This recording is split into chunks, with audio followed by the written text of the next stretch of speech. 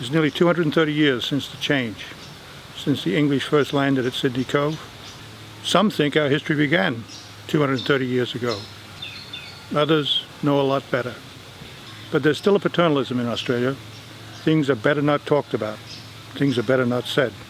The history of this country is hidden under a veneer.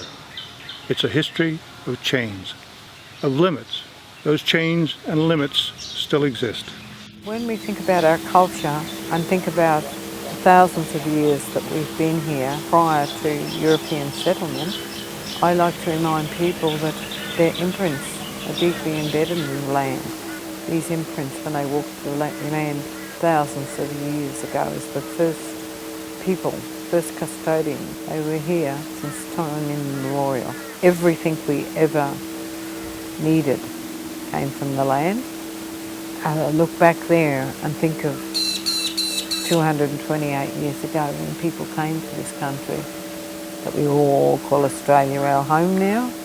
They arrived here on the shores, and if we think of what the culture was in those days, all their brass buttons and red coats and all the stuff that they wore, and here they come to this country, pull into the shores, they don't see any houses, no prisons, no jails, no fences. This, what to them was nothingness. And thus begin the timeline travel of colonisation of this country. Well, when Cook was sailing up the east coast of Australia,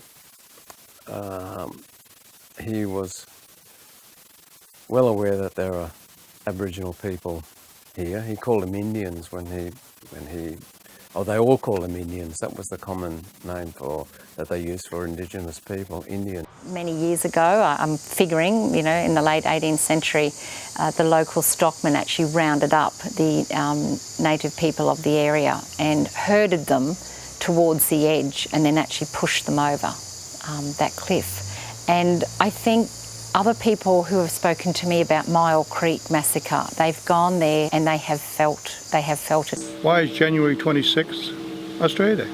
Why the flag? Why no Charter of Rights, freedoms? This is a country of many myths, events, and lots of history. This history is our Australia.